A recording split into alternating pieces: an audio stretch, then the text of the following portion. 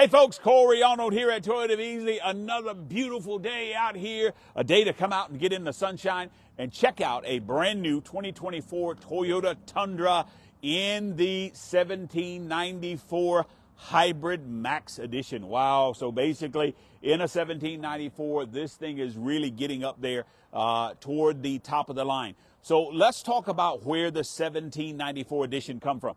So come in and zoom in those right here for me. 1794 there. You're going to see that actually there. And then also when we get inside the vehicle, you're going to see 1794 as well. So are you ready for this? So basically the land in San Antonio, Texas, where the Tundra is built. Tundra and Sequoia are both built in San Antonio, Texas. The land where the actual plant sits is actually, its incorporation was the year 1794. So basically that was ranch land that was incorporated 1794. Toyota bought that land, now builds the Toyota Tundra plant, and that owned that right in San Antonio, Texas. So that's where the term 1794 comes from. Now, something else so it is really kind of second from the top of the line, or we could say two from the top of the line, because we actually have the Capstone Edition and we also have the TRD Pro. But the Capstone TRD Pro don't sell nearly as much as the 1794. Right now, as far as a premium truck goes, the 1794 outsells the rest of them, at least at Toyota of Easley. This is the one that we do really, really well with here. The Platinum is a different version, but 1794. So let's talk about what makes a 1794 there. Anytime you like chrome, okay, so if you like a lot of chrome on the front of a vehicle, chrome grille, chrome bumper, and down the side of the car. Notice the back of the mirror, chrome there, and also the trim, door handles, all about the chrome. You need to buy a 1794. If you don't like the chrome, then that's when we actually look at a Platinum model, not the 1794. But in this case, we're checking out the 1794. On the side here, we've got a 20-inch alloy wheel, actually standard on this vehicle. Notice that we've got machined on the outside, which kind of begins to make it look like a real high-polished chrome, and then painted gray inside. So matching with the grille and along with the mirror backs will look like we got almost, now it's not a chrome wheel, but it's polished high enough to where it begins to look like it, okay? Mirror backs on this one actually are chrome because, again, we're 1794 edition. Also notice the chrome piece here that goes down the center of that door, as well as right there, all about the chrome 1794 that we've got here. But here is the look inside, okay?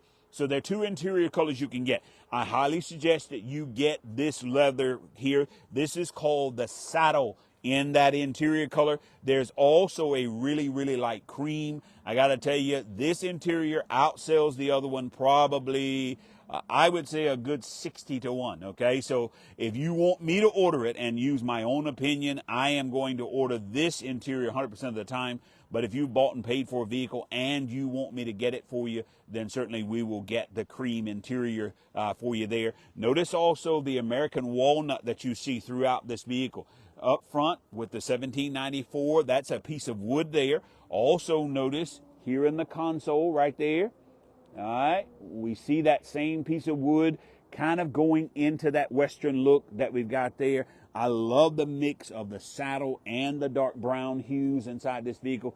This is just a good looking, rich car.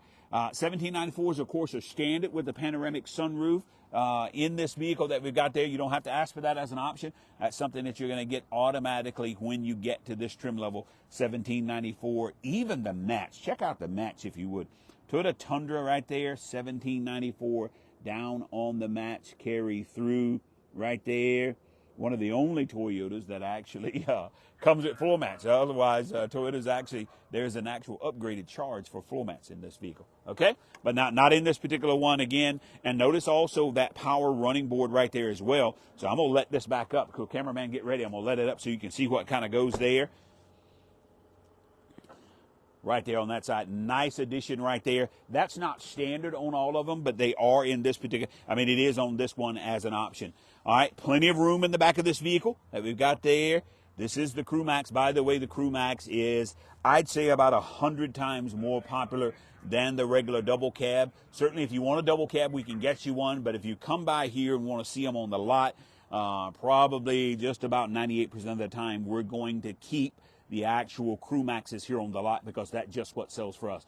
Notice right now the camera is pointing at heated and ventilated rear seats. That's a nice option. Could you imagine raising kids and before they get their own car, they grew up with heated and ventilated seats in the back of this pickup truck?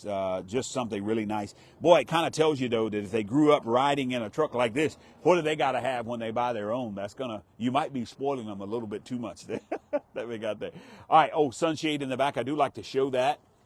We got there. Nice touch, nice feature right there in the back of that truck.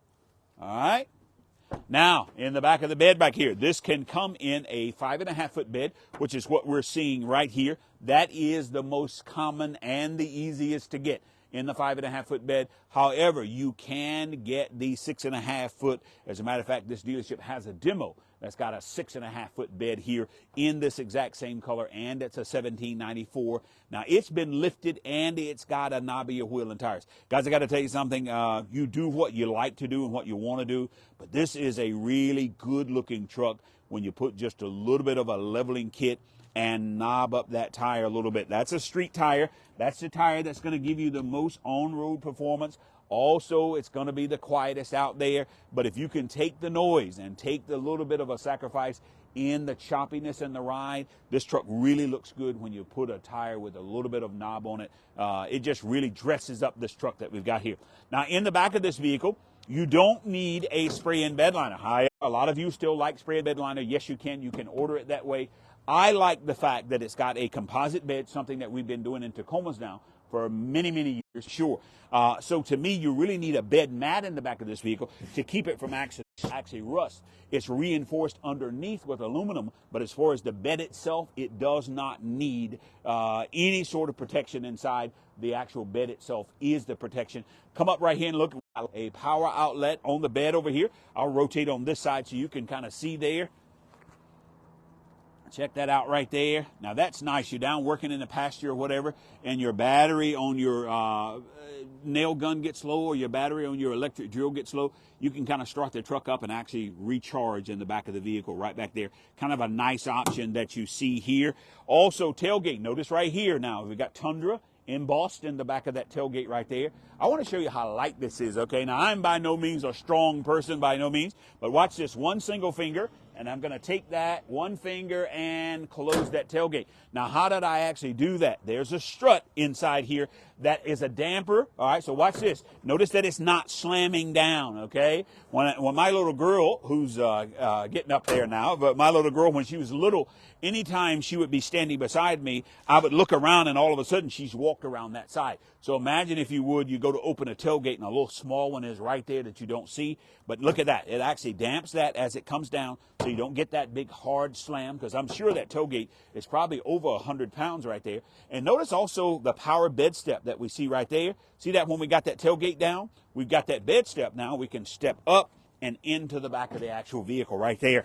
A nice option on this particular one. Now watch this right here for me also. We've got the 7-pin connector as well as the 4-pin. So now this truck is ready to tow right now today. Trailer brakes inside. I remember when I first started with Toyota, you would sell somebody a truck, and then you'd have to take it to another spot to get it ready for towing. You had to add trailer brakes. You had to add a 7. It only came with a 7-pin connector, so you had to add the 4 and all that. Toyota is smart enough now to know that, hey, when somebody takes this car off the lot, if you want to hook up to the boat that afternoon and tow 12,000 pounds. Now, this is, I shouldn't say 12,000 pounds. The vehicle's max towing is 12,000 pounds. But there are a couple of things about this one that you need to subtract. So the heavier the truck, you need to subtract from that max weight. On this one here, I bet we're probably somewhere near about 11,000 pounds because it is a Crew Max, it is 4-wheel drive, and it is also a hybrid. All those things make the truck heavier. Therefore, we need to subtract some of that weight for those things inside that vehicle. All right, so last thing before we get out of here, we're going to talk about the powertrain inside this vehicle. So this is married to, this is a turbocharged 6-cylinder engine. All right, it is a 3.44 liter. We just call it a 3.5 liter. Okay, but now watch what happens. I-Force Max. So we take the I-Force turbocharged 6-cylinder engine and we marry it to the transmission using an electric motor. Now watch this. Normally what happens when you want great gas mileage, you put that electric motor inside the transmission or you put it on the drive axle. But when you put it sandwiched between the engine and the transmission, what you're doing is multiplying the power. Because watch this, an engine makes power. A transmission multiplies the power and then sends it to the drive axle. So watch this, before it ever gets to that transmission, when it comes off the engine, there's an electric motor there that actually multiplies that power. Then it goes to the transmission and then down to the drive axle. Case in point, this is, are you ready for this number? Okay, make sure you write this down and hear this, okay? 583 foot-pounds of torque. 583 foot-pounds of torque. If you got just the I-Force version, just the gas engine version, that is going to drop to 479. Excuse me, I got that wrong there. 479 versus 583 foot-pounds of torque. Guys, come check it out here. The most popular truck going right now at Toyota of Easley is the 1794 in the magnetic gray. Thanks so much. Have a great day.